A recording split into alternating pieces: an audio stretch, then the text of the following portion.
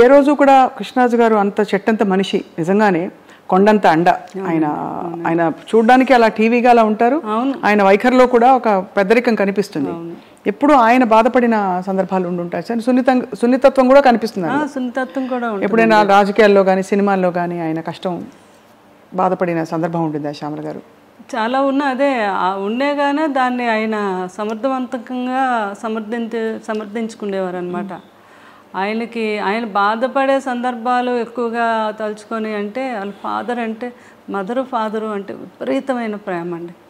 అంటే నేను వచ్చేసరికి వారు ఉన్నారు, వాళ్ళిద్దరిని చిన్నపిల్లలు చూసినట్టు చూసేవారు అనమాట. ఆ ఏజ్ వచ్చాక పెద్దవారు చిన్నపిల్లలతో సమానం అని చెప్పేవారు. వాళ్ళు ఏమైనా అన్నా కూడా మనం అనకూడదు, చిన్నపిల్లలు ఎలాగైతే ఉంటారో వాళ్ళు అలాగే ఉంటారు అని. ఆ ఫాదరు పోయినప్పుడు ఆయన పడే బాధ నేను జీవితంలో ఎప్పుడు చూడలేదు. ఆయన ఇప్పుడే ఫస్ట్ టైం ఎంపీ అయ్యారు. ఆయన అయ్యాకే వాళ్ళ ఫాదరు చనిపోవడం జరిగింది.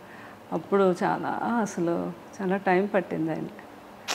తర్వాత ఫాదరు ఎంత ఇష్టమో వారి బ్రదర్ అన్న అంతే ప్రేమ అండి. సూర్యనారాయణ రాజు గారు, ప్రభాస్ గారు ఫాదర్.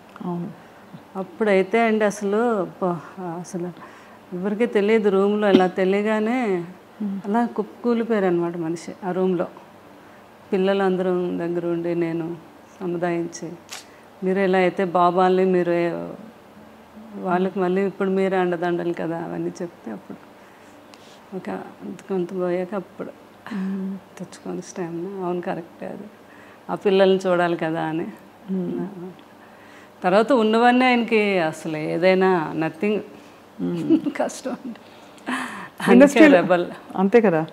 ఇండస్ట్రీలో సినిమా పరిశ్రమలో ఆయన బెస్ట్ ఫ్రెండ్స్ ఎవరు కృష్ణరాజు గారికి? కృష్ణ గారు అంటే చాలా ఇష్టం.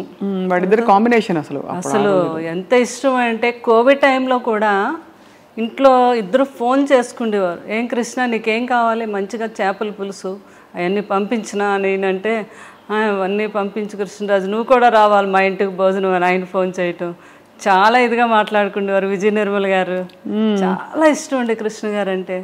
శోభన్ బాబు గారు అంటే చాలా. అప్పుడు ఒకరండి శోభన్ బాబు గారు పోయారు అని కృష్ణరాజు గారు ఢిల్లీ ఎక్కడికో వెళ్ళి వస్తున్నారు, ఎయిర్పోర్ట్లో తెలిసింది ఆయనకి. నేను అప్పుడు ఆ రోజు వెళ్ళలేదు, నేను ఇంటి దగ్గర ఉన్నాను. అక్కడ విలేకరులందరూ పరిగెట్టి కృష్ణరాజు గారు వస్తున్నారని తెలిసి ఇలా శోభన్ బాబు గారు ఇలా అంటే ఇంకా అంతే అండి, ఆయన ఇంకా షాక్కి వెళ్ళిపోయారు. అంటే ఎవరు ఊహించినది కదా శోభన్ బాబు గారు. అప్పుడు ఒకరు చాలా ఇష్టం శోభన్ బాబు గారు అంటే. ఎవ్రీ ఇయర్ జనవరి 20 కృష్ణరాజు గారు బర్త్డే. అప్పుడు శోభన్ బాబు గారి బర్త్డే కూడా సంథింగ్ అదే టైం జనవరిలోనే.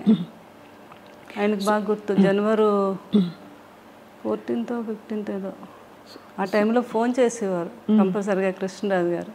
ఒకసారి నాకు కూడా ఇచ్చారు శోభన్ బాబు గారితో వాడితో ఇద్దరు ఒరేవారు అనుకునేవారు. శోభన్ బాబు గారు అమ్మ వాడికి పిల్లలంటే చాలా పిచ్చమ్మ అంటున్నారు నాతో. కృష్ణరాజు గారు పిల్లలంటే చాలా ఇష్టం అని. అలా అంతా బాగా తర్వాత మురళీమోహన్ గారు అంటే చాలా ఇష్టం. అందరూ ఆ తరంలో ఒక ఆత్మీయత, ఒక కలుపుగోలుతనం ఉండేది కదండి. అలా అండి అసలు ఇప్పుడు తర్వాత తరంలో కొంచెం మారిపోయాయి. మళ్ళీ అంత ఫ్రెండ్స్ ఎవరు లేరు, అందరూ గిరిగేసుకుని లోపలే ఉంటున్నారు. నిజమే కదా నేను అన్నది? ఎక్కువ కలిసేవారు, ఏదో ఒక ఫంక్షన్ ఉండేది, ఆ ఫంక్షన్కి పిలిస్తే కంపల్సరిగా అటెండ్ అయ్యేవారు. ఇది ఉండేది. అది ఇప్పుడు చాలా తగ్గిందండి. లేదు, అది అలా ఉంటే బాగుందని అనిపిస్తుంది నాకు.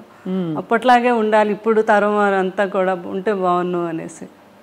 మరి అందగాడు సార్ కృష్ణరాజు గారు. మంచి అందమైన నటీమణులతో నటించినప్పుడు మీకు భారీగా ఈర్ష్య పుట్టిందా ఎప్పుడైనా?